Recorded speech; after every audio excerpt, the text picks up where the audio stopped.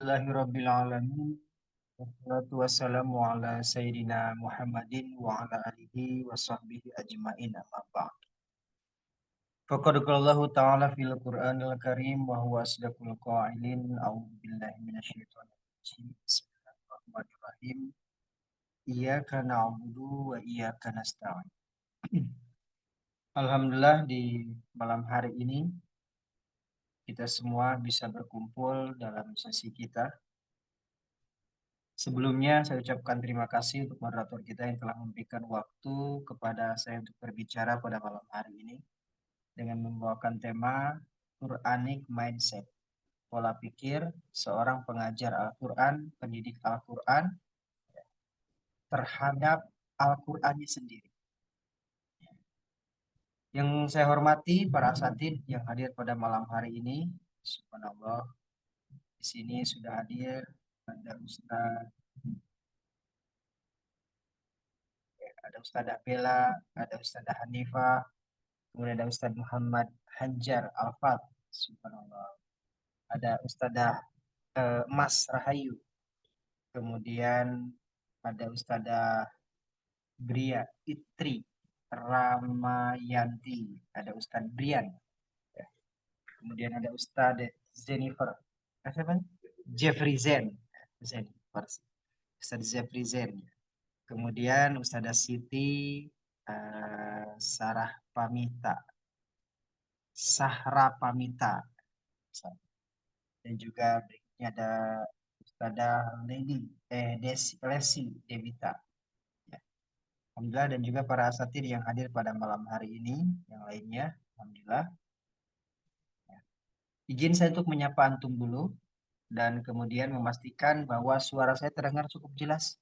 Boleh angkat tangannya jika suara saya terdengar jelas, Ustaz, Ustadzah? Aman ya suara saya? Baik. Aman, Ustaz. Aman, Ustaz. Ya, syukuran Ustaz Arif. Ya. Ada yang sudah pernah bertemu sebelumnya sama saya, baik via online ataupun via langsung? Belum, Ustaz. Belum ya? Oh, belum. Subhanallah. Nampaknya saya tidak begitu terkenal rupanya ya. Allah.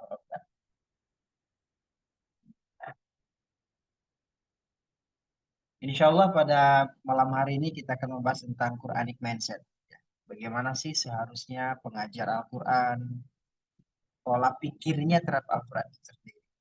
Untuk perkenalannya, tadi sudah dikenalkan oleh moderator kita, Bapak saya Jasad Zabihi, dan memang saat ini saya berdomisili di Kota Purwakarta, Jawa Barat. Ya, Kota Purwakarta, Jawa Barat. Dan sambil berjalan boleh perkenalan lebih jauhnya boleh silakan. Tentang Quranic Mindset, pola pikir kita terhadap Al-Quran. Ya, sambil menunggu yang lain, saya ingin akan bertanya dulu nih, ya, ke antum semua, kepada antum semua, tentang satu pertanyaan. Kenapa harus menjadi guru Al-Quran? Izin, Kenapa? Ustaz. Izin menjawab. Boleh silakan, Sat. Bagaimana, Sat? Jadi saya teringat ada hadis Nabi, Ustaz. Khairukum man ta'allama al-Qur'an wa 'allamah. Sebaik-baik di antara kamu adalah orang yang belajar Al-Quran dan mengajarkannya. Oleh sebab itu, kita ingin mendalami lebih dalam tentang Al-Quran, Ustaz. Syukran, Ustaz. Ah,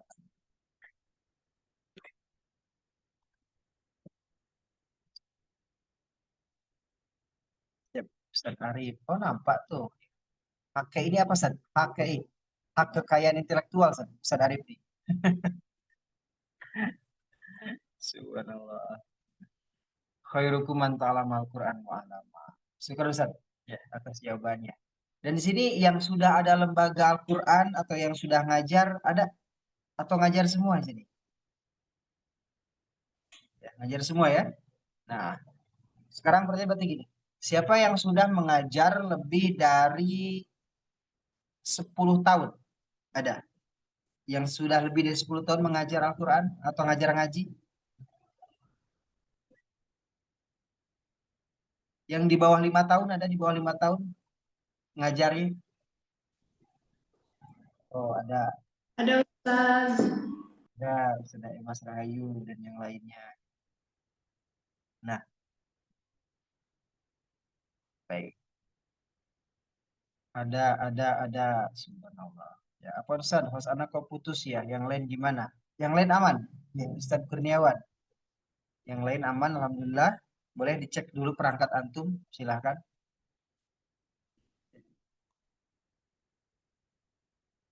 Kemudian, nah, di sini kita akan buat sesi kita ini, dan insya Allah ada 8 sesi ke depan. Nah, nanti ada bersama saya, bersama Ustaz Dedi, dan juga nanti sama Ustaz Itmam, dan juga yang akan ada juga dari Ustazah Irma. Nah, untuk malam ini, sesi pertama, akan kita isi dengan tentang pola pikir terhadap Al-Quran. Bagaimana sih seharusnya kita sebagai pengajar Al-Quran ini dalam berperilaku. Ya. Karena kita sepakat bahwa sebagai pengajar Al-Quran ini yang dilihat oleh peserta didik, oleh orang tua siswa, oleh lingkungan, oleh masyarakat itu menjadi sorotan apa? Bukan hanya di penampilan saja, tapi di perilakunya, gitu kan? Perilakunya. Berapa banyak di antara kita ya, yang bergelarkan atau yang berposisikan pengajar, baik pengajar umum ataupun pengajar agama, tak bisa bersikap seharusnya seperti apa seorang guru. Karena ada banyak hal yang dinormalisasi. Oh ini mah nggak apa-apa. Oh seperti nggak apa-apa. Oh boleh dan sebagainya. Maka di sini kita akan memulai dengan pola pikirnya dulu kita perbaiki terhadap Al-Quran ini. Jangan sampai kita keliru. Ya.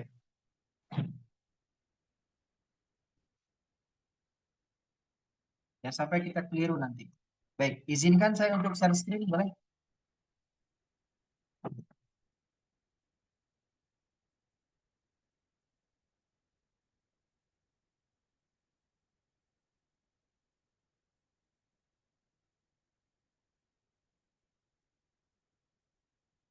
Nampak ya, share screen-nya. Baik, pertama, Quranic mindset. Ya. Mindset itu secara simpelnya itu mindset itu adalah pola pikir, informasi yang kita miliki, yang kita dapatkan dari manapun itu, kemudian kita simpulkan. Dan kemudian kita mendapatkan keyakinan dari segumpal informasi tersebut. Oh ternyata seperti ini. Nah, maka bagaimana kita sih menjadi guru Al-Quran yang profesional, guru Al-Quran yang seharusnya, ini akan ditentukan oleh 3 poin ini. Mindsetnya, kualifikasi, dan kompetensi. Maka pada melamar ini pembahasan kita dengan 3 poin ini. Kualifikasi, kompetensi, dan juga mindsetnya. Nah, mindset itu tentang isi kepalanya. Kualifikasi itu, gitu kan? Nah, tentang bagaimana dohirnya. Kompetensi itu tentang bagaimana skill ataupun kemampuannya. Karena itu yang harus dimiliki oleh seorang guru Al-Quran. Ya. Banyak kok penampilannya sudah keren, tapi keilmuannya bukan tidak ada ya. Keilmuannya belum bersanad ataupun belum apa namanya itu belum terverifikasi, belum terstandarisasi. Gitu. Keilmuannya hanya sekedar nonton di YouTube. Gitu. Keilmuannya tidak bersambung terhadap guru. Nah, kompetensinya nggak ada tuh. Kalau kualifikasi di mana? Kualifikasi itu di lookingnya, di penampilan. Kita akan coba bahas satu persatu. Bismillah, izin kita untuk memulai. Ya. Kedua kalinya saya memastikan suara saya terdengar cukup jelas. Boleh angkat tangannya. Aman ya, Ustaz? Ya, Alhamdulillah. Izin kita untuk memulai. Yang pertama, kenapa menjadi guru Al-Quran? Tadi sudah ditanyakan dan dijawab oleh Ustaz Arif. Ya kan? Bagaimana sih kita menjadi guru Al-Quran? Dan kenapa harus di Al-Quran? Kenapa harus ngajar Al-Quran? Coba. Nah, berarti kalau kenapa ini karena, jawabannya karena. Jadi berikan alasan. Boleh yang lain. Saya ingin semua membuat alasan itu. Jika tidak menghidupkan mic, boleh di kolom chat diketik, silakan. Oke. Saya berikan waktu 1 menit. Boleh diketik di kolom chat alasannya apa, karena apa. Kalau antum ingin menghidupkan mic, boleh silakan. Tidak apa-apa. Saya izin open mic ya Ustaz. Boleh silakan Ustazah, bagaimana? Ustazah Emas Rahayu. Kalau bagi saya, karena saya ingin memperbanyak interaksi dengan Al-Quran. Apa Ustaz gimana? Oke. Ingin Kalau bagi saya, karena saya ingin memperbanyak interaksi dengan Al-Quran. ingin lebih banyak berinteraksi dengan Al-Quran.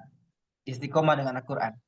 Ya, insya Allah itu sama Ustazah ya. Dengan salah satu alasan kenapa saya secara pribadi gitu kan, jadi pengajar Al-Quran, kemudian bergelut di lembaga Al-Quran, yaitu tadi ingin selalu berinteraksi dengan Al-Quran. Keren. Ya. Alasan yang simpel, namun itu membuat kita selalu istiqomah. Apapun alasannya, apapun keadaannya. Saya kan profesinya sebagai penjahit ya. Saya ada konveksi, kemudian ada tailor. Nah, tapi karena ingin selalu berinteraksi dengan Al-Quran, maka yaudah. Kalau nggak belajar, yang ngajar. Tepat sekali. Saudara Haji.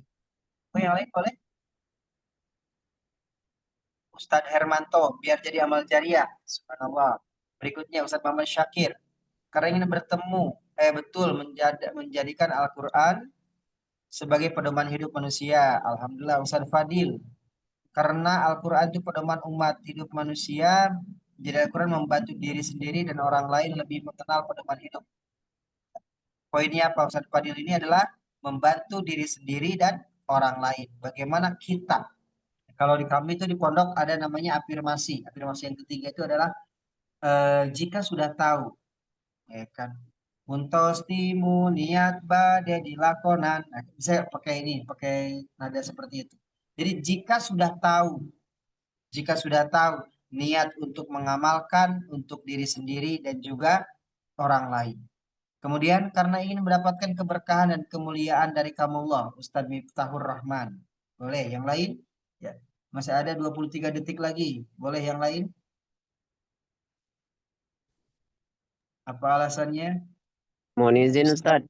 Diva. Boleh silakan Ustadz. Gimana? Ustadz Jeffrey Zen Ya, memberikan Al-Quran itu kenapa jadi guru Al-Quran? Nah, motivasi pertama Al-Quran itu ialah petunjuk bagi umat manusia. Yang kedua, Al-Quran ialah mukjizat satu-satunya yang tertinggal. Maka bila dekat dengan mukjizat yang tertinggal ini tidak akan sesat.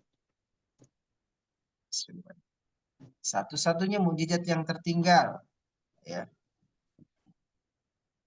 Antum dari mana Ustadz Avanset? Karena dari Rumah Tahfiz Quran Zulaika Pekanbaru, Ustaz. Pekanbaru. Nampak dari logatnya itu orang kita banget itu kan. Karena saya dari Jambi. Ya, satu-satunya mujizat yang tertinggal. Ya. Kalau untuk orang Jawa Barat, bahasa tertinggal itu artinya ketinggalan. Ya. Mungkin untuk bahasa orang kita tuh, untuk orang Jawa Barat tuh, biar mereka paham, tertinggal itu yang tersisa. Kayak gitu. Nah, betul, Sat. Syukur, Sat. Ya. Nah, Pekanbaru. Saya dari Jambi, Sat. Kemudian berikutnya dari Ustadz Aryadi karena ingin mendapatkan syafaat Al-Quran. Alhamdulillah. Ustadzah Itri, maaf Ustadz, saya sering terlempar dari Zoom. Coba dicek kembali perangkatnya, kalau nggak perangkatnya di jaringannya. Biasanya nggak stabil ini. Seperti itu. Habis ya? Nah, dari Ustaz? jawabannya Ustadzah Lesi, karena ingin mendapatkan keberkahan dan pahala. Ustaz Brian, karena ingin menyerojaah mengamalkan ilmu. Tepat sekali. Banyak orang bertanya, Yas, ngapain sih ente ngajar? Ngapain ente tetap bergelut di ya dunia Al-Quran gitu? Karena ingin murojaah. Kalau saya pribadi ya, mungkin antum insya Allah bisa istiqomah kan. Kalau saya pribadi, kalau sengaja murojaah itu sulit.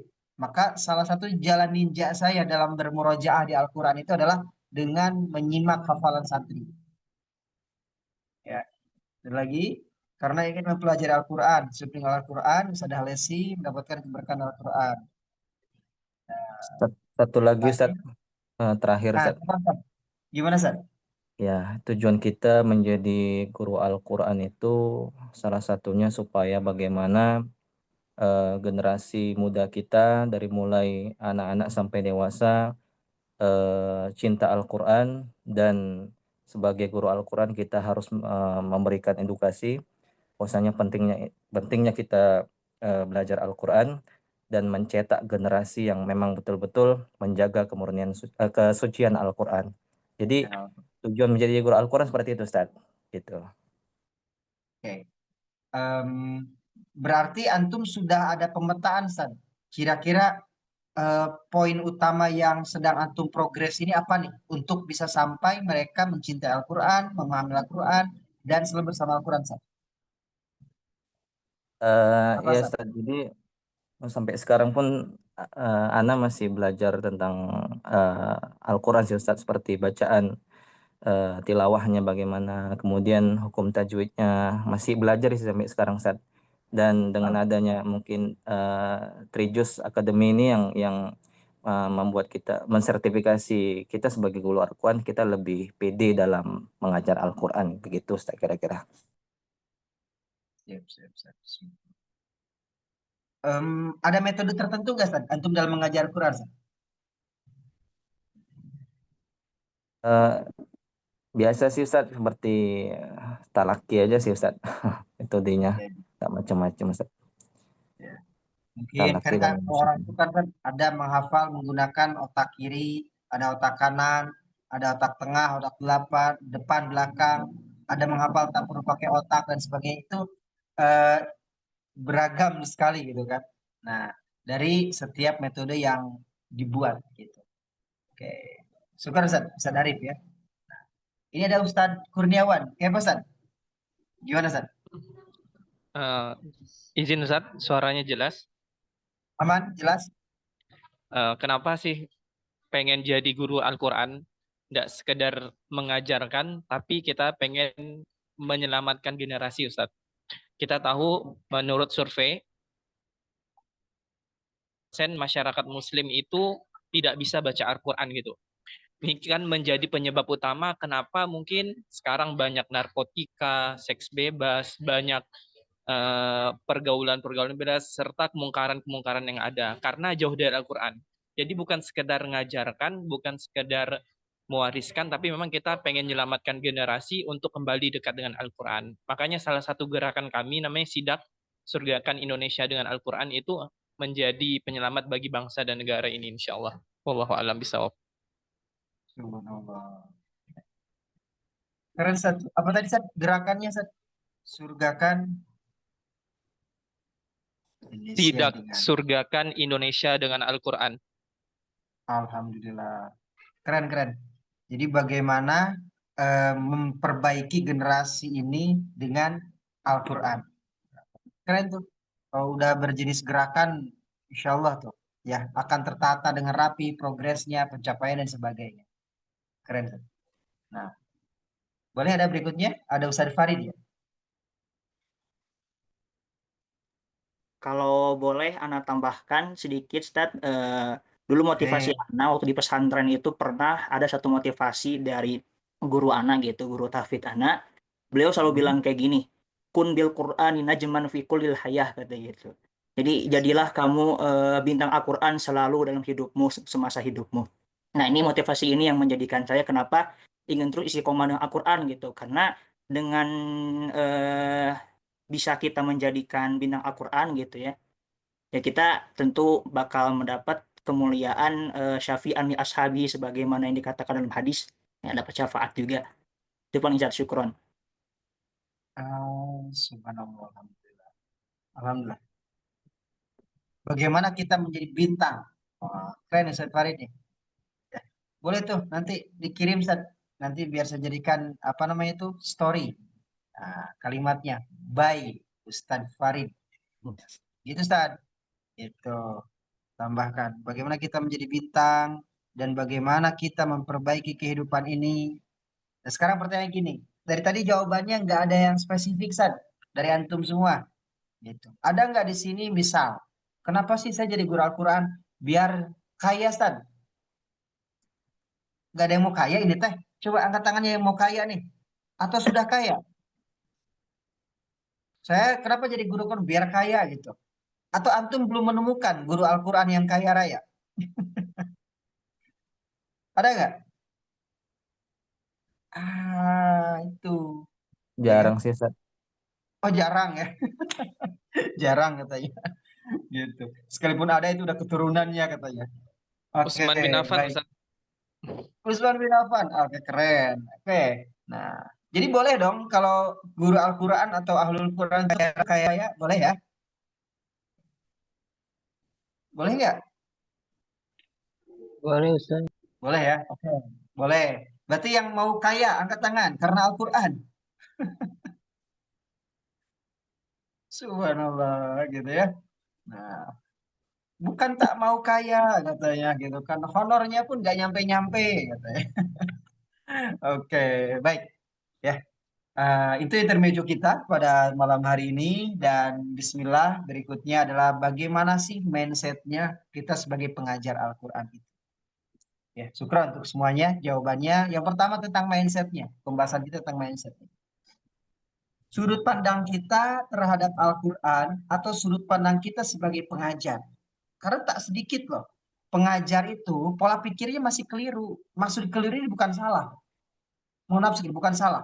Insya Allah tidak ada kok guru atau pengajar Al-Quran atau guru ngaji itu yang salah ya dalam pola pikirnya. Hanya saja masih ada yang keliru, masih ada yang belum pas. Dia nggak tahu kalau itu tuh kurang baik gitu loh. Dia nggak tahu kalau itu tuh tidak harusnya demikian. Kayak gitu. Salah satunya apa? Yang pertama, ya, landasan akidahnya. Ya, landasan akidahnya. Maksudnya apa? Kita sebagai pengajar Al-Quran kadang jiwa kita tuh nggak ada di situ. Gitu. Makanya di Atibian kan jelas tuh. Bahwasanya pengajar Al-Quran sebelum mengajar, sebelum memutuskan menjadi pengajar Al-Quran, harus benar-benar yakin, harus benar-benar siap dalam keadaan tenang, bahagia, dan siap jadi pengajar Al-Quran. Karena ketenangan itu nggak bisa kita dapatkan dari jiwa yang kokoh. Jiwa yang kokoh tidak bisa kita dapatkan dari apa kecuali dari kita memang sudah menemukan tujuannya apa nih gitu. Ngajar ini gitu. Kita akan dapat apa nih gitu. Baik di dunia ataupun di akhirat. Mungkin kalau dunia tidak bisa kita harapkan, tapi insya Allah ada hal yang tidak mungkin Allah abaikan. Apa itu? Kebaikan atau pahala di akhirat nanti untuk kita sebagai pengajar Al-Quran. Landasan akidah yang pertama, tujuannya dan niat. Gitu. Tujuan dan niat.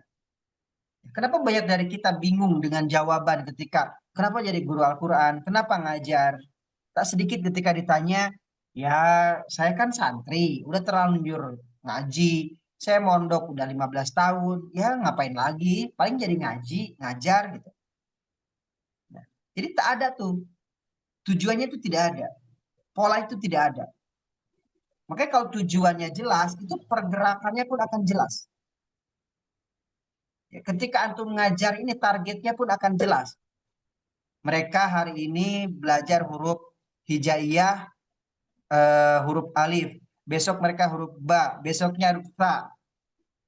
Hari ini mereka belajar tentang makhorijul huruf, gitu kan. Yang mudah-mudah saja dulu, misal baina syafatain, ba, mim, waw. Besoknya gitu kan sampai ke dalam harful istilah dan sebagainya. Tujuannya jelas tuh. Ya kan? Tak sedikit yang tak jelas tujuannya itu datang santri ngajar. Kamu sekarang halaman berapa ini? Ya udah, belajar. Besoknya lagi lupa lagi. Besoknya lagi kamu sekarang ngaji apa? Ini ya udah. Ustaz targetnya apa? Ngajar ngaji. Ah, pokoknya pahala saja lah. Gitu.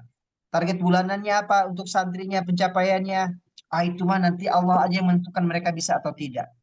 Terdengar seperti orang yang ikhlas, terdengar seperti orang yang pasrah kepada Allah, padahal orang yang tidak mau serius.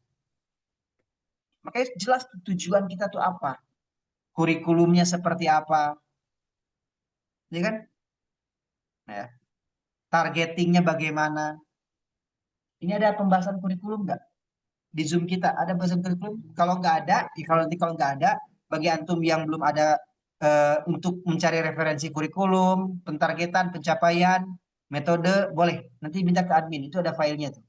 Ya. Kalau di Zoom kita nggak bahas. Kalau pas nggak ada bahasan itu. Ya, itu boleh antum jadikan referensi. Itu sudah bentuknya ada yang Word, PDF dan sebagainya, boleh untuk pelajari.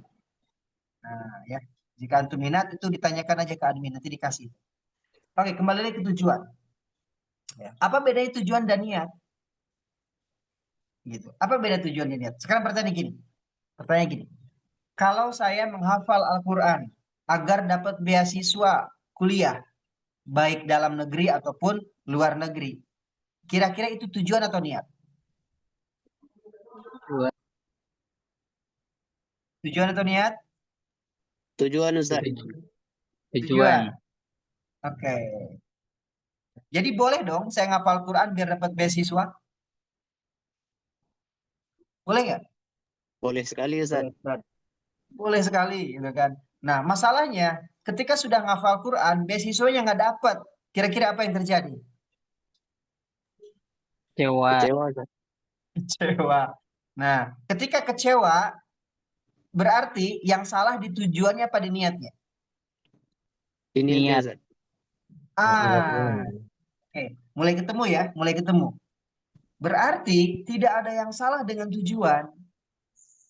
Gitu kan. Misal di sini Ustadz Muhammad Hanjar. Ini kayaknya antum belum nikah, Ustadz ya? Belum ya, Ustadz? Belum, Tat. Atau sudah? Belum ya? Masih kecil, Tat. Masih kecil. Ah, gitu kan. Nah, misal Ustadz Muhammad Hanjar. Saya ngafal Quran biar dapat jodoh penghafal Quran juga. Gitu, Pak. 30 juz. Gitu. Kalaupun jodohnya tidak 30 juz, ya 10 juz nggak apa-apa. Yang satu juz 1 sampai juz 10, yang satu juz 11 sampai juz 20, yang satu juz 21 juz 30. Kan gitu saja. Nah, jadi antum nggak apa-apa, istri nggak dapat yang 30 juz. Ya. Tapi masing-masing dapat 10 juz. Berarti dapat istrinya berapa, Ustaz? 3, Tat. 3 ya? Ah, mending yang mana? Coba. Mending dapat istri yang hafalannya 10 juz kali 3 atau dapat satu istri hafal 30 juz.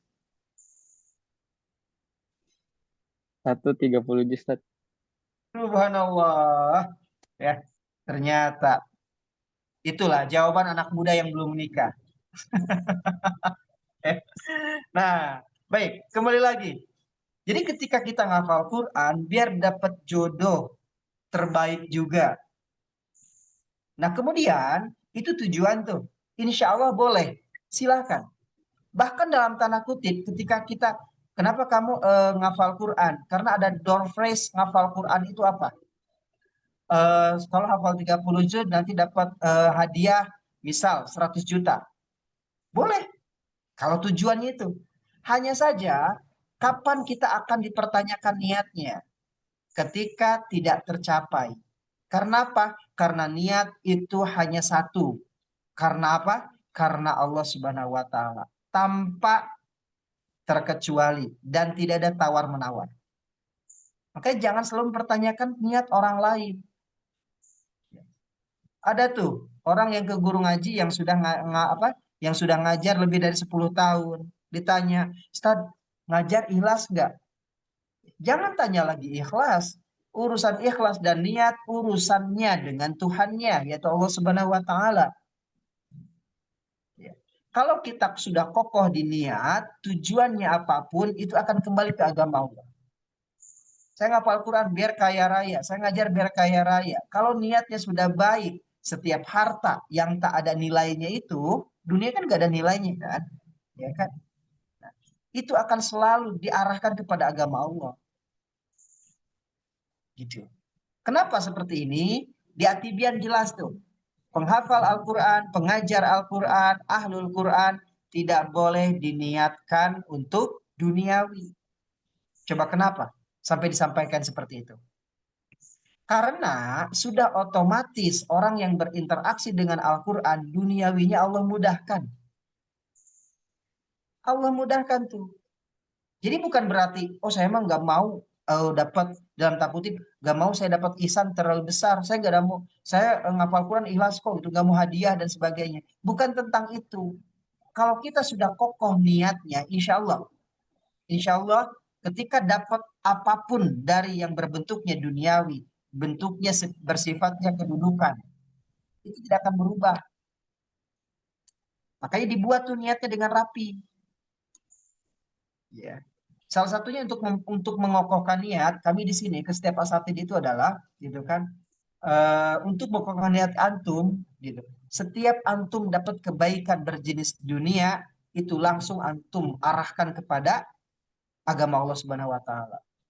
Misal ya, antum ngajar kan? Oke, dapat ihsan nggak? Dapat gaji nggak? Dapat stat berapa? Nggak besar sih, cuma 5 juta. Ya udah, ya kan? Daripada bingung nanti untuk hal-hal yang nggak jelas, coba untuk apa itu yang 5 juta itu? Untuk nafkah, ngasih makan istri, ya, anak dan sebagainya. Gitu. Kayak gitu tuh. Ya.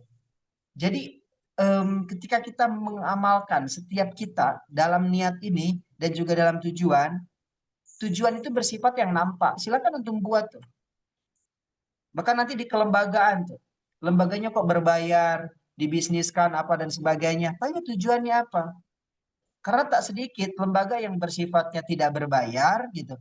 Ekosistemnya tidak berjalan, yang ada malah jalan di tempat, nggak berkembang. Gitu. Kenapa berbayar tujuannya? Karena berbayar ini adalah untuk menghidupi ekosistem. Gurunya kebayar, makannya pun terjamin, fasilitasnya pun bisa di-upgrade. Kayak gitu. Dapat? Nah, maka silakan tuh tentukan niatnya apa dan tujuannya apa. Berikutnya, ya, sebagai pengajar Al-Quran kita harus benar-benar punya pola pikir yang sangat baik bahwa ini adalah titipan. Kemampuan ini titipan. Kemampuan membaca Al-Quran dengan baik dan benar ini titipan. Kemampuan mengajar ini titipan. Ilmu yang kita dapatkan ini titipan. Yang namanya titipan, selagi itu dititipkan, maka kita akan berusaha menjaga dan juga memanfaatkan semaksimal mungkin. Gak ada istilah tuh orang kalau guru pengajar Al-Quran, kalau dia yakin itu sebuah titipan, itu gak ada istilah tuh yang namanya males-malesan. Coba saya tanya gini kan, ya. Mudah nggak bagi Allah mencabut hafalan Al-Quran yang ada, ya, di diri antum ini? Allah cabut tuh hafalannya, mudah nggak bagi Allah? Mudah. Bisa tahu baca Al-Quran dengan baik dan benar, Allah ambil kemampuannya, mudah nggak bagi Allah? Tapi Sangat kenapa mudah. Allah masih tetap pertahankan itu? Gitu kan? Karena Allah menitipkan kepada kita kemampuan, yuk kita maksimalkan, mumpung masih ada, mumpung masih bisa, mumpung masih bisa ngajar, mumpung masih ada keilmuannya, mumpung masih ada hafalannya, gitu loh. Bahkan ada satu guru kami itu dalam keadaan badannya sudah ya tidak bergerak lah, tapi yang gerak itu apa? Beberapa jari beliau, ya, ada jari telunjuk sama jari, pokoknya jarinya ada beberapa yang bisa bergerak gitu kan. Dan pendengaran kayak gitu. Nah, beliau ingin tetap memaksimalkan itu. Santrinya diwajibkan datang, monggo, bacakan ayatnya. Ketika salah, beliau angkatkan jarinya. Nanti ditandai itu sama muridnya, ini harus perbaiki.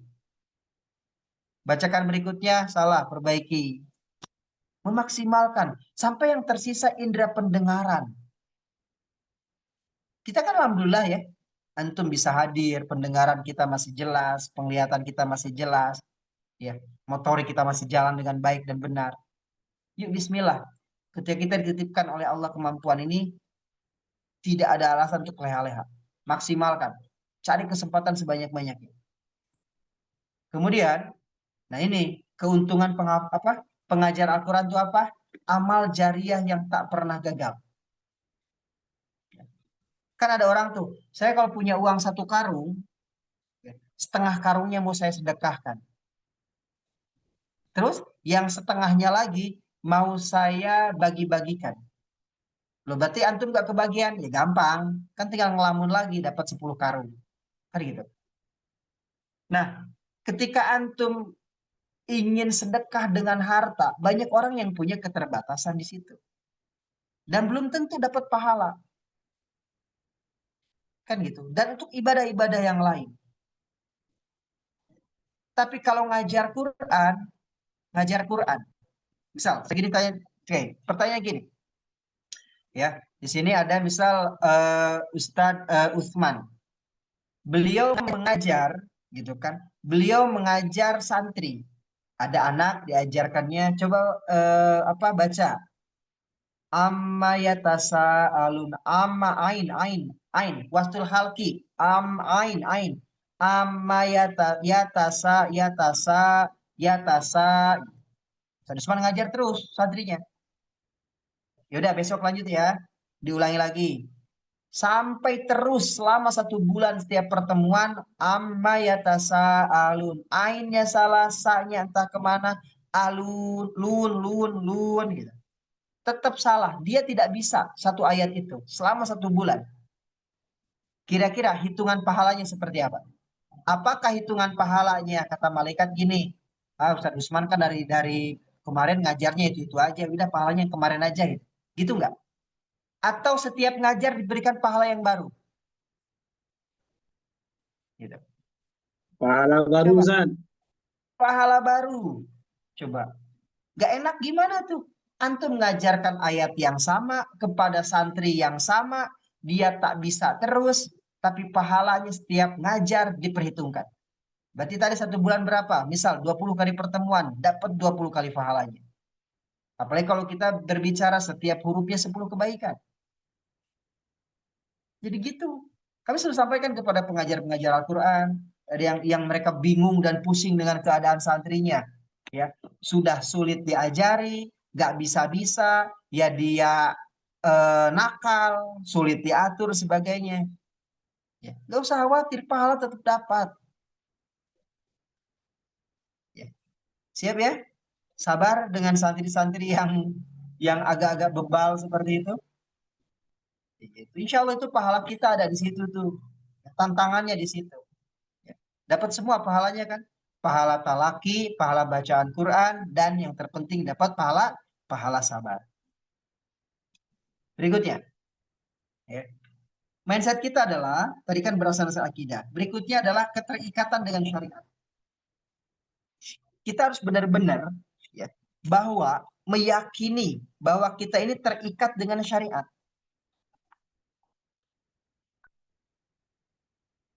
Karena banyak dari kita pengajar Al-Quran ini gitu kan merasa kalau sudah jadi ustadz, sudah jadi pengajar Al-Quran itu nggak bebas. Ada yang berpikir seperti itu? Saya semenjak jadi ustadz nggak bebas, kemana-kemana panggil ustadz, mau nongkrong malu karena ustadz gitu kan, mau ikut main futsal malu, masa ustadz main futsal gitu kan, mau main layangan malu, masa ustadz main layangan gitu. Sering tuh ya, ada jamaah lewat gitu. Kemarin kan waktu beberapa bulan lalu itu musim angin ya. Nah, saya tuh menerbangin layangan dan sebagainya dengan anak-anak.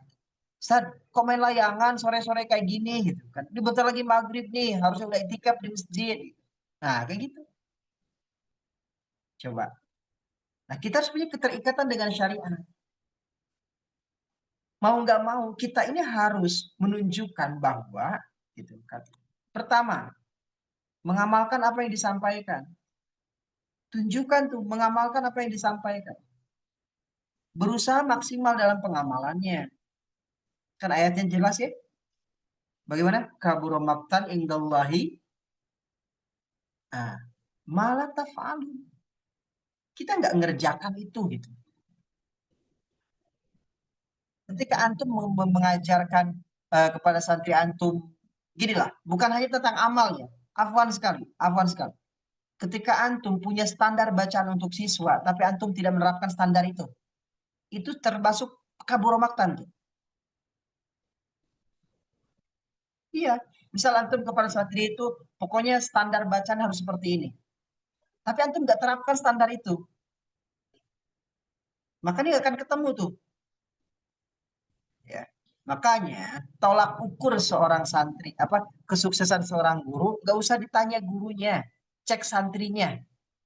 Tolak ukur kemampuan sejauh mana kemampuan bacaan santrinya, itu bergantung dari gurunya. Gitu loh. Nggak mungkin ada santri bacaannya baik sampai ternyata setiap hurufnya itu standarnya standar sanad. Tapi gurunya pun tidak terstandarisasi di bacaannya.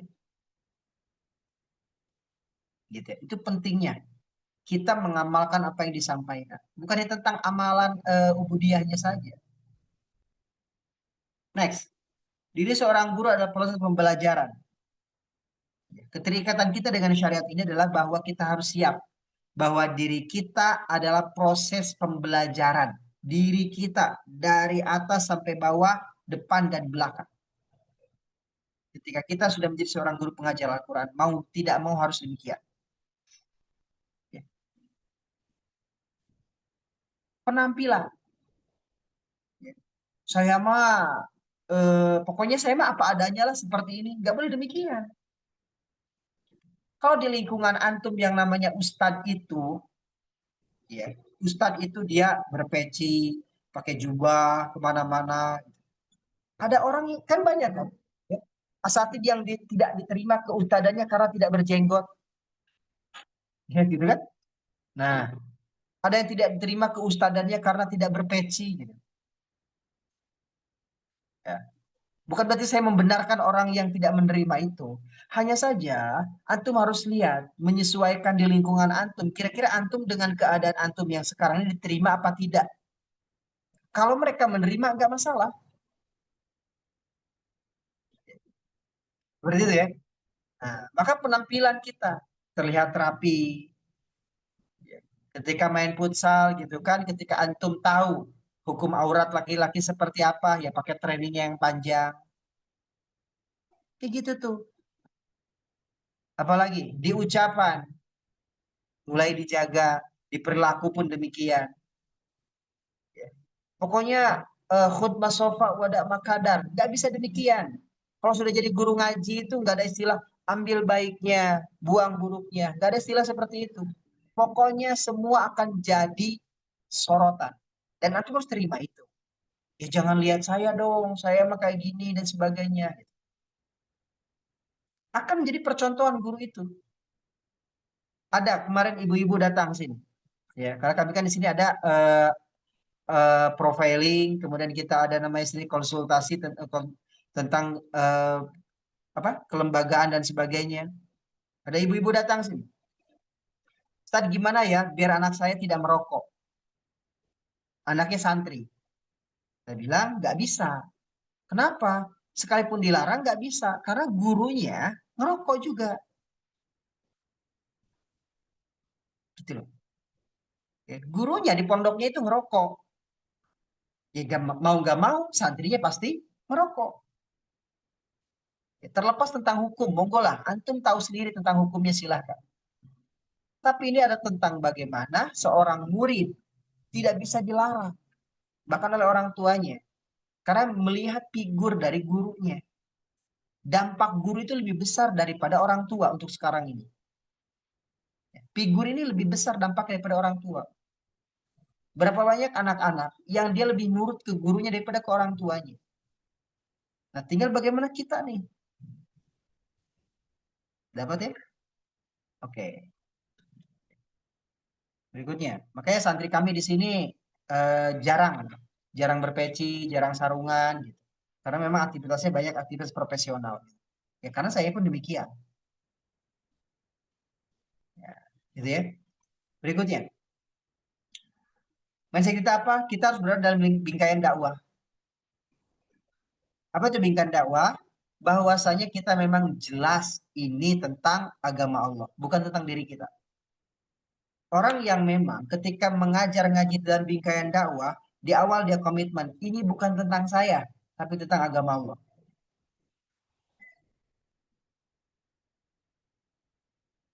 Otomatis kita akan berpikir bagaimana caranya mereka mencintai agama Allah. Mereka tertarik dengan agama Allah. bukan tertarik dengan kitanya secara personal. Gitu. Salah satu guru kami sampai memberhentikan acara kajiannya, jadwal kajian. Kenapa? Karena ketika kalau yang ngisi beliau, jamaahnya banyak. Tapi ketika jadwal ustadz yang lain, jamaahnya sedikit. Padahal sama-sama berkualitas apa yang disampaikannya, keilmuannya. Karena apa beliau memberhentikan? Beliau bilang seperti ini, mereka ngaji karena lihat sayahnya, bukan lihat agamanya. Coba kalau lihat agamanya, mereka akan melihat setiap majelis ilmu, setiap kajian, setiap ilmu, mereka akan siap untuk ikut. Tidak peduli siapa yang menyampaikan, selama orang itu ahli di bidangnya. Kayak gitu. Jangan sampai orang mau ke agama itu karena lihat kitanya. Memang betul kita jadi pelantara. Dan kita harus tahu bagaimana mereka bisa ngehnya dengan Quran. Mereka mau baca, memurojaah karena ada di lingkungan kita. Tapi pas keluar, hilanglah. Pentingnya ini. Dan yang berikutnya, bingkaian dakwah itu salah satu tandanya tidak minta dibayar. Coba, yang sepakat, yang setuju. Guru ngaji tidak minta dibayar, angkat tangan. Sepakat ya? Guru ngaji tidak minta dibayar. Kurang sepakat, Walaupun Ustaz. sepakat ya? Oke. Memang tak boleh guru ngaji itu minta dibayar. Oh, tapi kan ada sebaik-baiknya upah itu orang yang mengajarkan Al-Quran. Betul. Karena apa? Poinnya ini. Tidak minta dibayar, namun harus dibayar mahal. Coba, yang sepakat. Guru ngaji tidak minta dibayar, namun harus dibayar mahal. Angkat tangan.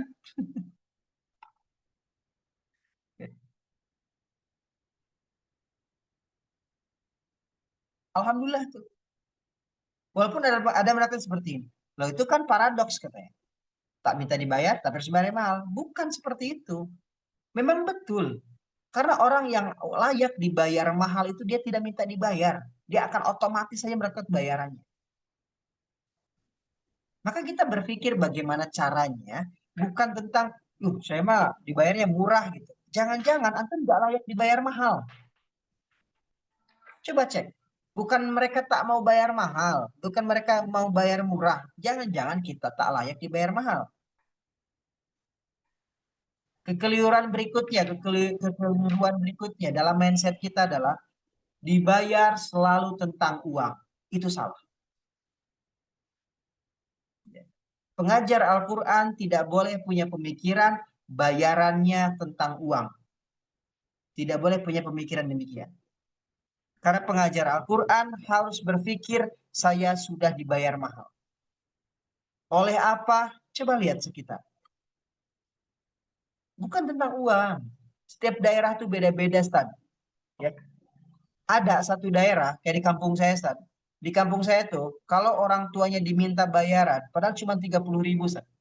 Itu orang tuanya, daripada anaknya ngaji, lebih baik dia berhenti. 30.000. Tapi kalau orang tuanya diminta untuk gotong royong, bangun pondok, mereka siap sampai lembur sekalipun. Mereka siap meninggalkan pekerjaan mereka. Ketika dibuat acara, kita ada acara namanya munakosah. Kita ada acara hataman dan sebagainya. Oke, kalau tak mau iuran, bawa makanan ataupun lauk hidangan dari rumah masing-masing. Antum tuh apa yang mereka bawa? Ada yang bawa duren. Kami kan di dusun tempatnya. Ada yang bawa duren, ada yang bawa sayuran, ada yang bawa bengkuang 1 karung, ada yang sudah motong ayam kampung ya, mereka potong. Jadi mereka itu membayar sebagai kepada pengajar Qur'annya itu bukan dengan uang, tapi dengan keadaan, dengan kemudahan. Ya. Ada ustadz, ya, sampai sekarang belum kebeli mobil, tak punya dia mobil. Tapi satu masa beliau ngerental mobil untuk ada acara kegiatan. Ya. Sepulang dari kegiatan itu, tetangganya marah-marah sampai ngancam-ngancam ke Ustadz itu. Ustadz, pokoknya saya nggak ridho dan nggak ikhlas. Dan saya anggap Ustadz nggak nganggap saya sebagai saudara lagi. Jika besok Ustadz kemana-mana pakai mobil orang lain. Gitu. Saya ada mobil. Ustadz pakai saja. Kalau saya lihat Ustadz pakai mobil lagi, punya orang lain, saya nggak ridho. Coba. Nggak harus beli mobil. Nggak harus punya mobil. Nggak harus bayar pajak. Bahkan kadang bisa minyaknya itu, bensinnya itu diisi. Coba. Ada orang itu benar-benar menghargai kita itu demikian. Dapat ya? Yuk, kita rubah pola pikirnya. Tidak minta dibayar, namun harus dibayar mahal. Dan bayaran bukan hanya tentang uang. Tentang bagaimana masyarakat memperlakukan kita. Bagaimana masyarakat ketika mereka menghargai dan menghormati kita. Itulah bayaran yang mahal. Bagaimana antum punya rumah Quran, punya pengajian yang legalitasnya pun belum jelas. Perizinannya pun tak ada, tapi antum tetap berjalan dengan program tersebut. Ya, karena mereka menghargai antum. Dapat? Oke. Ya. Berikutnya, yang kedua. Itu yang pertama tuh. Tentang mindset, pola pikir. Berikutnya apa tadi? Kualifikasi. Kualifikasi ini tentang identitas kita ini siapa. Ya. Mau nggak mau sekarang banyak dipertanyakan Ustadz itu. Karena terlalu banyak Ustadz, mohon maaf sekali ya, yang tidak mondok tapi sudah jadi Ustadz. Gitu ya. Kami di pondok, ya, kami di pondok itu, ketika saya pun masih memperlakukan seperti itu. Misal, ada yang minta ngaji tentang bab fikih, gitu kan? Nah, bab fikih, karena kami bisa menggunakan kitab, pada situ pakai menggunakan kitab yang standar ya, kitab kecil pada kitab Safinatun Najah. Ya. Kemudian situ berikutnya ke takrib dan juga ke bajuri, ya. Nah, kitab agak besarnya itu. Sebelum mengajar, kami datang dulu ke guru kami. Ustadz, saya mengajar kitab ini, boleh apa tidak? Nanti, bilang nanti, bilang nanti, bilang nanti. Sampai diizinkan kami, jika belum diizinkan kami tidak ngajar. Gitu. Tapi sekarang banyak kok. Modal ngaji di YouTube, kemudian bisa ngajarin ke orang lain. Saya tidak menyalahkan itu. Tidak menyalahkan itu. Tapi itu akan berdampak terhadap santrinya. Gitu. Nah, jadi kualifikasi ini apa? Kualifikasi ini adalah sanad keilmuan. Dari mana antum dapat ilmu? Ya. Dan sanad ini banyak yang keliru. Sanad ini bukan tentang selembar kertas. Nih, kita sedang cetak berapa? 142 sahadah sanad di sini. Bukan tentang kertas seperti ini. Sanad itu. Tapi tentang ketika antum ngaji, antum diizinkan mengajarkan keilmuan tersebut oleh guru antum. Itu sanad. Karena sanad pelajar dengan sanad mengajar itu beda. Pengambilan syarah Al-Quran pun kan ada kiroah wal ikro. Antum diizinkan kiroah, apa diajarkan wal ikro juga, mengajarkan juga. Maka cek kualifikasi kita. Apakah kita ketika ngajar ngaji, dapat kualifikasi tersebut apa tidak? Gitu. Berapa banyak yang ngajar ngaji pakai buku ikro, tapi metode ikronya tidak diterapkan. Berarti kan itu tidak terkualifikasi itu. Ya. Yang pertama dulu, jenisnya. Ya kan jenis kita tahu ya. Ya. Hanya laki-laki dan perempuan. Di Al-Quran jelas tuh. Ya kan? Nah, walaysa zakaru kal untha. Karena yang namanya laki-laki, yang namanya manusia itu ada laki-laki dan hanya ada perempuan. Masalahnya adalah kita tahu tuh walaysa zakaru kal untha, laki-laki ya laki-laki, perempuan ya perempuan. Tidak bisa disamakan. Maksudnya apa? Dalam pengajaran antum harus tahu bagaimana cara memperlakukan santri laki-laki dan santri perempuan. Dan ketika antum pengajar laki-laki, boleh nggak ngajar perempuan? Ketika antum pengajar perempuan, boleh nggak ngajar laki-laki? Dengan kondisi keadaan yang ada di lingkungan antum. Silakan. Berikutnya, ijazah, sertifikat atau syahadah. Ini kualifikasi ini. Memang tak penting apalah arti sebuah sertifikat, apalah arti sebuah ijazah secara fisik. Namun itu akan menentukan kalau antum itu selesai pendidikannya. Antum ikut sertifikasi, tahsin, ya misal metode apa gitu. Sampai antum dapat syahadah, antum ikut munakosahnya dan sebagainya. Berarti antum layak dari pengajar karena antum dapat syahadah kelulusannya. Gitu loh. Dapat SK secara tertulis bahwa antum ini memang selesai dalam pendidikan tersebut, baik dari pondok ataupun dari sebuah lembaga ataupun metode. Pengakuan formal atau non formal. Pengakuan formalnya apa? Oh iya, ini tercatat sebagai santri kami di pondok pesantren kami, ini angkatan ini nomor ininya, ini jasanya sebagainya. Non formal itu apa?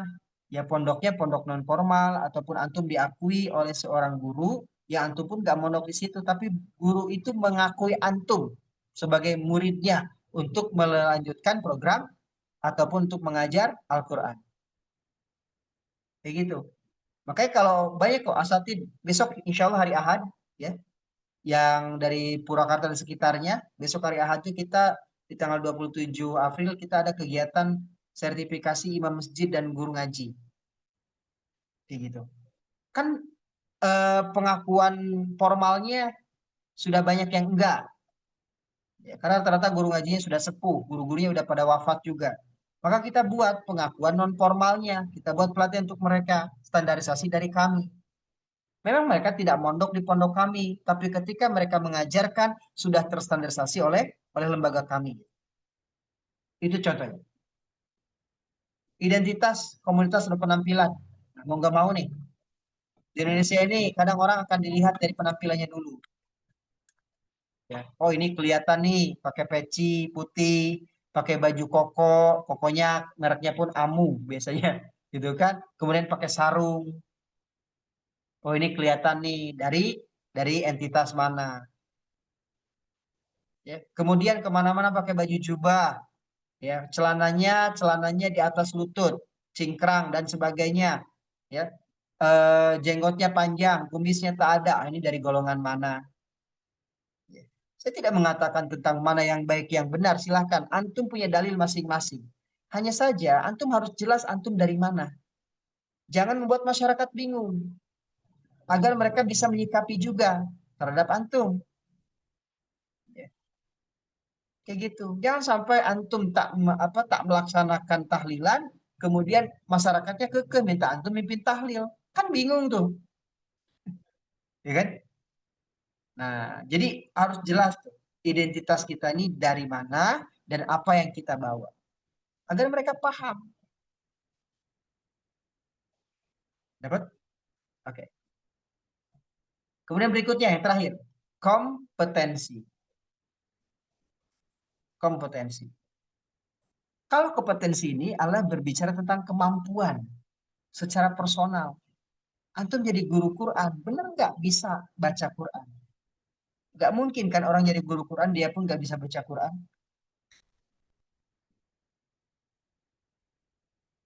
Ya. Nah, lebih pentingnya kompetensi. Ya, oke, yang paling penting ini poin pertama ada kompetensi apa? Kemampuan membaca dan menulis Al-Quran. Kita batul Quran. Ya. Menulis, membaca dan menulis Al-Quran. Membaca. Nah, tentang membaca, bukan banyak nih. Sekarang kan banyak ustadz yang berhenti jadi ngajar Quran karena apa? Karena saya minder, saya belum bersanad. Dulu tuh nggak ada tuh sanad-sanadan. Yang pasti, antum kemampuan nyampe mana, itu yang diajarkan. Oh, saya mengajar Iqra misalnya jilid 1 saja. Jangan paksakan ngajar jilid 3. Kayak gitu. Antum mengajar Quran, hanya sebatas mereka bisa baca Quran saja. Ya udah. Kalau tak tahu, jangan pula bahas sifat dan makhraj. Jangan patenkan pula juga kemampuan antum itu kepada santri.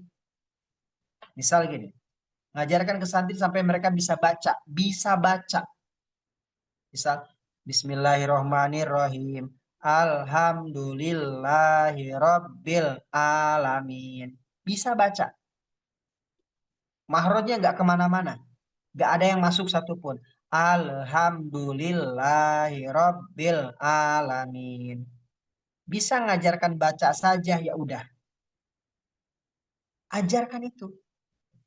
Bisa sampai tahu dia baca saja. Belum bisa membedakan sifat dan mahroj dan sebagainya. Dan antum sampaikan juga bahwa yang saya ajarkan ini level dasar. Ketika nanti ikut program level lanjutan, kamu harus tahu, ikuti di level tersebut. Ya. Banyak kok kami mendapatkan santri datang ngaji. Kami kan sini menggunakan standar ya. Mereka wajib menggunakan standar bacaan bersanad. Nah, ketika kita cek bacaannya acak-acakan. Dia jawab apa? Pokoknya saya percaya guru saya. Kata guru saya bacaannya ini memang harusnya seperti ini. Sedangkan gurunya tidak bersanad. Tidak pernah ditalakikan kepada memang orang-orang yang bersanad. Nah itu. Ya. Kompetensi berikutnya. Ya. Menguasai metode, kurikulum, dan perencanaan. Maka mau nggak mau, guru Quran ini harus menguasai metode. Metode apa yang antum bawa, yang antum buat. Kalau gini loh, untuk metode, jika bisa buat sendiri. Jika tak bisa, gunakan metode orang lain yang sesuai. Jangan pula metode untuk anak-anak, antum sampaikan untuk orang tua. Ya. Ayo bapak-bapak, untuk menghafalkan huruf hijaiyah, kita sambil bernyanyi. Alif, bata, sa, jim, ha, kho. Ya. Bapak-bapak udah nggak pantas nyanyi. Jangan dipaksakan metode itu. Dapat? Dan juga perencanaan. Bagaimana antum ketika mengajar dan perencanaan? Oh, saya ngajar ini jilid 1 harus selesai 1 bulan. Berarti kalau 6 jilid selesai selama 6 bulan. Nanti 6 bulan berikutnya tinggal melancarkan di Al-Quran. Tidak ada perencanaannya itu. Tidak asal ngajar saja. Menguasai manajemen kelas, keguruan, dan ilmu keguruan. Nah ini untuk filenya boleh minta ke admin tuh. Bagaimana sih mengelola manajemen kelas, lakukan jabat seperti apa dan sebagainya. Kenapa tidak kami sampaikan? Karena ini bersifatnya praktek, ya praktek terapan. Jadi silakan antum cek saja jika menurut antum, oh ini boleh ternyata, ya silakan. Kalau tidak boleh, ya nggak usah. Ya, fokus menyampaikan dan menyimak dengan baik. Yang terakhir, seorang guru harus punya kompetensi fokus menyampaikan dan menyimak dengan baik. Karena tak sedikit, Ustaz, mohon maaf sekali, tak sedikit. Guru Al-Quran ini, dia sudah bersanad. Ya. Bacanya kalau dia baca sendiri di Al-Quran atau dalam sholat, ketika murotal dan sebagainya, itu bacanya kerap, bacanya mantap tuh, bacanya keren. Tapi ketika ngajar ke santrinya, dia apa namanya itu ngoyo, dia nggak semangat. Dia ketika ada santri baca gitu kan, misal alhamdulillah alhamdulillah diabaikan saja. Kalau dia tahu yang standarnya seperti apa, tapi diabaikan saja. Ini hati-hati, guru-guru yang abai, sekalipun ilmunya sebanyak apapun, itu tidak akan bermanfaat dan itu tidak akan menjadikan antum dibayar dengan mahal. Kalau antum abaikan santrinya, antum tahu itu salah, antum tahu itu keliru, tapi antum tidak perbaiki. Dan jangan pakai gunakan istilah nanti perbaikinya jilid depan saja. Itu untuk guru-guru amatiran seperti itu. Kalau guru-guru yang sudah mengajar cukup lama, saya yakin antum akan merasakan mengajar itu lebih baik mengajarkan dari awal daripada memperbaiki. Ya. Antum ngajar Quran, lebih baik mereka tuh dari awal nggak bisa baca Quran. Daripada mereka sudah bisa baca Al-Quran, kemudian antum harus perbaiki. Itu sangat sulit sekali. Ya. Antum, misalnya di surah An-Nas, Qul a'udzu birabbin nas, malikin nas. Maknya pendek ya. Malikin nas, malik ma Malikin nas gitu. Terus saja memperbaiki mak yang dari panjang ke pendek pun itu cukup lama waktunya. Maka lebih baik enak dari awal. Kami jarang menerima santri yang lanjutan. Sekalipun lanjutan, dia harus ketika ikut metode dari kami, dia harus di awal. Ngulang. Nah, ini mentoknya di mana nih? Itu ya.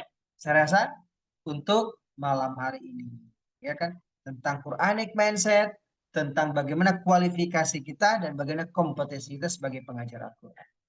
Masih ada waktu berapa? 21 menit lagi.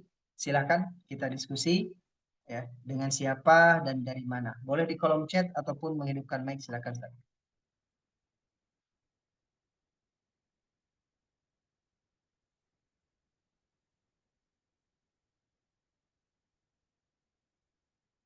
Silakan Ustaz, dihidupkan mic-nya saja.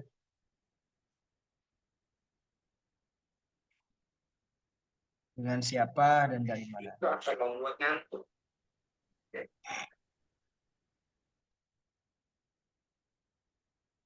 Ada pertanyaan? Boleh? Izin bertanya, Ustaz. Silakan Ustaz, bagaimana? Jadi gini Ustaz, saya kan pernah belajar talaki ke salah seorang guru dari Mesir. Suaranya bisa lebih dekat lagi Ustaz. Oh iya. Yang sekarang agak kecil. Tadi kan suaranya cukup.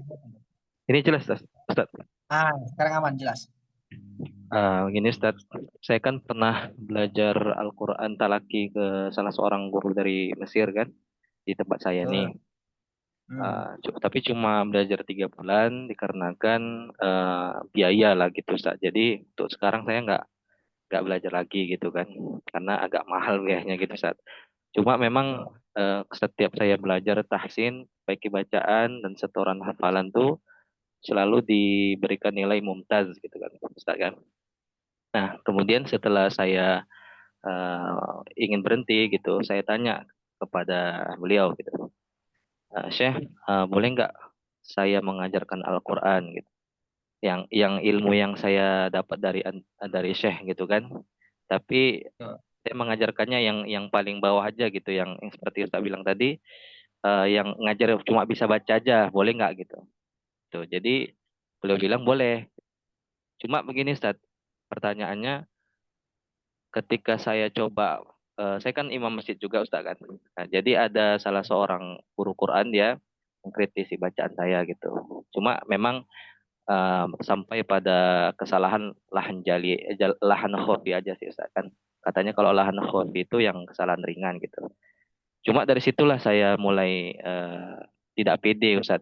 Jadi kira-kira kalau menurut Ustadz begitu kan, apakah supaya bagaimana saya kembali pede gitu Ustadz, supaya saya bisa mengajarkan. Soalnya semenjak dikritik itu, jadi saya nggak pede untuk mengajar Al-Quran Ustadz. Dan apakah boleh saya mengajarkan Al-Quran Ustadz dengan ilmu yang saya miliki yang tidak seberapa ini, cuma bisa baca gitu Ustadz. Syukran Ustadz. Sama-sama Ustadz. Oke. Pertama Ustadz, ketika antum talaki kepada seorang guru, baik itu guru yang memang sengaja ataupun pas kebetulan. Ya, kami sering itu ada kebetulan Syekh dari mana datang sengaja, Ustadz Afwan, Syekh Afwan gitu kan, tolong simak bacaan kami. Jika salah, salahkan, jika benar, benarkan. Boleh? Nah, kayak gitu. Karena nanti pengambilan sanad itu ada kan sempurnanya pengambilan sanad seperti ini. Gurunya dulu, syekhnya dulu menyampaikan yang benar seperti apa, baru murid menirukan. Nah, kalau ini kan menyimak kan. Saya bacakan, kami bacakan Al-Fatihah. Oh ini salah, ini perbaiki ini. Oke, seperti itu. Berikutnya, nah itu bila seperti itu. Dan antum selalu dapatkan mumtaz. Berarti itu kan ketika mumtaz itu diberikan, pilihan diberikan, antum insya Allah sudah bisa untuk mengajar. Itu yang pertama. Kemudian yang kedua, gitu kan, yang kedua, kenapa ketika ada yang mengkritik bacaan? Nah, karena standar bacaan itu beda-beda. Antum kalau sudah pernah talaki lebih dari satu syekh, itu akan beda-beda. Kami banyak menemukan seperti pengucapan huruf.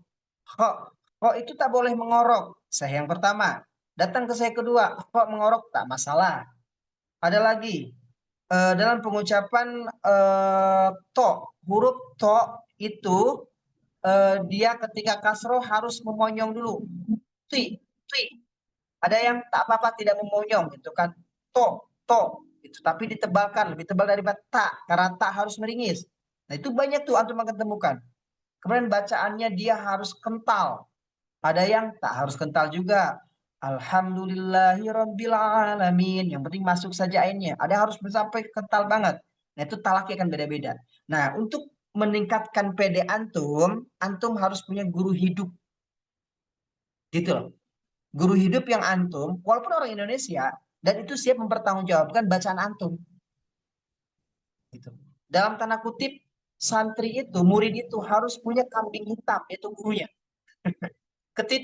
Ketika ditanya oleh umatnya, gitu loh, oleh masyarakatnya, saya sering kayak gitu. Kayak sekarang kami di sini, ya kan, kami ada kajian khusus tentang bab toharoh perempuan, bab haid, dan itu banyak sekali kontrol khilafiyahnya, ya kan? Nah, tapi kami tetap yakin yang kami sampaikan ini benar. Dan ketika ada mana dalilnya sebagainya, kalau untuk dalil, yuk, ini guru kami. Nah, diskusi sama beliau. Udah, urusan dalil, urusan apa, langsung sebelum beliau. Gitu kan. Nah, itu guru kami sering bilang, Allah ente giliran sulitnya aja dibawa ke sini. Nah, salah siapa? Antum berikan sanad bab toharoh ke kami. Gitu. Nah, itu beratnya sanad itu demikian. Beratnya mengajarkan dan mengizinkan santri atau menjadikan murid kita untuk mengajar. Karena kita harus siap-siap tuh, dipertanyakan dunia dan akhirat. Nah, antum caranya saat gitu kan, harus memiliki guru yang hidup, guru yang memang benar-benar gitu kan siap mempertanggungjawabkan bacaan antum. Baik itu memang orang yang timur ataupun timur lagi, orang yang memang dia jelas memiliki sanad ataupun yang dia hanya memiliki sertifikasi saja. Makanya banyak tuh pengajar Al-Quran walaupun tidak bersanad tapi mengikuti sertifikasi beberapa metode. Kan banyak ya sertifikasi di metode-metode. Ya. Nah, kalau kami sertifikasi di mana Pak? Yambua. Kemudian ada lagi dari mana? Dari Kiroati, dari metode apa lagi? Ya, ada yang memang sangat ketat banget itu di Kiroati, kemudian ada di Umi dan sebagainya. Nah, ikut sertifikasi itu. Ketika antum dipertanyakan bacaan antum, oh ini saya sudah lulus kok, ini syahadah saya. Kalau enggak, kalau antum enggak yakin dengan bacaan saya dan baik mengkritik, silakan datang ke koordinator. Gitu saja gambarannya untuk Ustadz Arif. Syukuran Ustadz. Syukuran Ustaz. Ya, sama-sama Ustadz. Boleh yang lainnya? Atau di kolom chat silakan diketik. Tanya, Ustaz. Silakan Ustadz. Oke, Pak Ustadz. Ya, Assalamualaikum warahmatullahi wabarakatuh. Izin bertanya, Ustaz. Nama saya Usman dari Pekanbaru, Ustaz. Saya juga mengajar Al-Quran di lembaga, Ustaz. Kita sebagai guru Al-Quran dari berbagai macam latar belakang terkait dengan yang disampaikan oleh Ustadz tadi juga terkait dengan mindset nih, Ustadz. Karena latar belakang kami yang berbeda-beda, ya dari dulu ada yang dari NU, ada yang nggak belajarnya langsung sama Syekh, ada yang tahsinnya juga berbagai macam lah Ustadz ya. Jadi tentu kemampuan mindset ngajar atau ada yang dia rapi dan sebagainya itu kadang kita berbeda-beda Ustadz. Gimana cara menyamakan mindset tadi Ustadz, supaya kita ya rapi lah itu kan sama gitu kan, karena kok kayaknya kita satu lembaga tapi kok kayak jalan sendiri-sendiri gitu lah, sehingga hasilnya kok ya nggak maksimal gitu. Mohon pencerahannya Ustaz. Siap Ustaz. Baik. Banyak lembaga ya, mungkin salah satunya lembaga antum ya, yang memang makanya gini Ustaz. Kami kan ada namanya profiling lembaga, terutama di manajemennya. lembaga ini dia harus punya sikap, ya, punya sikap tentang menerima siapa dan tidak menerima siapa. Misal, oh di lembaga saya hanya menerima pengajarnya dari kalangan NU. Saya hanya mengajar dari kalangan Muhammadiyah. Itu silakan, itu hak lembaga. Ya, oh ini pilih-pilih. Enggak, memang agar tidak terjadi rancu ketika berjalan. Ya, itu pertama. Kemudian kedua, bagaimana jika sudah terjadi? Tak mungkin kan disortir ya. Itu nanti antum malah perang saudara nanti. Pokoknya yang tidak NU nggak boleh hadir di sini. Kemudian seperti antum buat resign saja, ya keluar sini nggak mungkin kan kayak gitu. Ya. Nah, bagaimana kalau sudah terlanjur banyak dari berbagai kalangan, ya seperti itu. Nah, banyak kok lembaga-lembaga mitra kami yang itu beragam sekali pengajarnya, ya, sesuai kebutuhan. Nah, caranya adalah buat SOP lembaga dari pakaian, kemudian dari cara pengajaran. Jadi ketika mereka melakukan pakaian ini bukan karena tentang keyakinan mereka, gitu loh. Dalam segi fikihnya. Misal gini, ya udah SOP-nya di sini yang laki-laki pakai sarung, yang laki-laki pakai celana, pakai peci hitam. Kokonya bebas mau warna apa aja bajunya. Itu SOP lembaga, bukan SOP dari Muhammadiyahnya atau dari NU-nya yang antum buat itu. Demikian saja. Nah, maka itu insya Allah. Jadi setiap mereka itu tidak mematuhi, oh kamu gak pakai sarung, berarti bukan itu. Tapi karena memang gitu kan mematuhi SOP lembaga.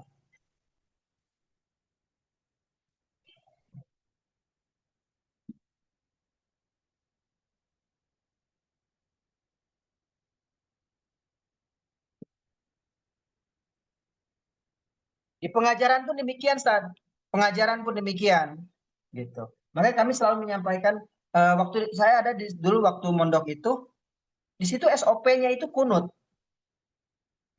Yang nggak kunut, yang nggak siap kunut, ketika ngimam berarti nggak usah jadi imam gitu. Ketika waktu kunut. Jadi itu jadikan itu SOP lembaga. Caranya itu. SOP pengajaran, cara penyampaian, standarisasi di bacaan, kemudian SOP yang diajarkan secara fikih, fikih sholatnya seperti apa. Gitu. Ketika takbiratul ihram, SOP lembaganya mana? Walaupun antum terapkan gini, misal gini ya. Mungkin antum mengajarkan takbiratul ihram itu ngangkatnya gini dan sebagainya. Tapi terapkan SOP di lembaga ketika selama di lembaga ngangkat tangannya hanya sebatas dada saja. Ketika sudah di luar lembaga silahkan. Nah, ini penting kita sampaikan kepada santri kita. Selama di pondok ini, gitu kan, pondok ini antum, gitu kan, yang namanya santri, gitu, yang namanya santri itu, yang ahwat, ketika menghafal Quran, haid, dan kemudian dia tidak boleh menghafal Quran. Nah, tapi antum sampaikan juga dalil yang di situ membolehkan. Nah, gitu ya. Ketika dia sudah di luar sana, bertemu dengan orang yang membolehkan, dia punya dalilnya juga. Tak masalah itu. Terus tadi ya. Nah, kami pun di sini kok beragam. Ketika mungkin antum nanti datang ke Trijus, ya berkunjung. Nah, kami di kantor sini beragam. Ya. Dari Muhammadiyahnya ada, NU bangetnya ada, Persisnya ada. Ya. Di Salafi ada kita nggak sih? Belum ya? Ada, tapi tidak tetap mengajarnya. Banyak kok, kami kalangannya banyak. Tapi kalau sudah masuk ke Trijus, aturannya aturan Trijus. Gitu loh. SOP-nya demikian. Kayak gitu. Makanya sering tuh kami ketika safar itu, ini safar pakai aturan yang mana nih gitu. Ya gimana imamnya aja gitu. Gitu saja. Nah, demikian. Itu yang sudah kami terapkan di sini. Bagaimana yang berbeda dari pemahamannya dalam segi apa tadi? Segi furu'iyah tapi bisa sesuai. Maka buatlah jalan tengah, lembaganya membuat SOP-nya sendiri. Demikian untuk Ustaz Usman. Jazakumullah Ustaz. Sama-sama Ustaz. Mungkin masih ada, silakan sebelum kita tutup.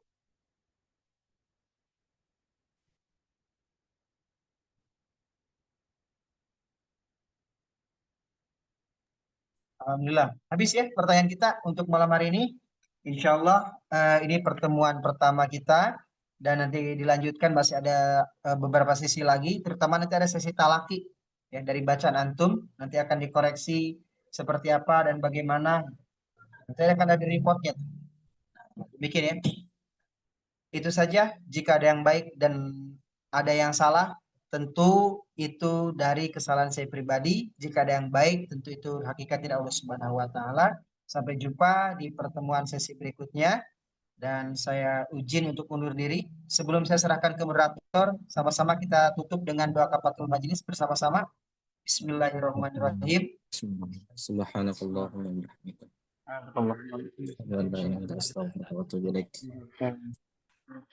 Silakan untuk moderator kita dan saya undur diri. Wassalamualaikum warahmatullahi wabarakatuh.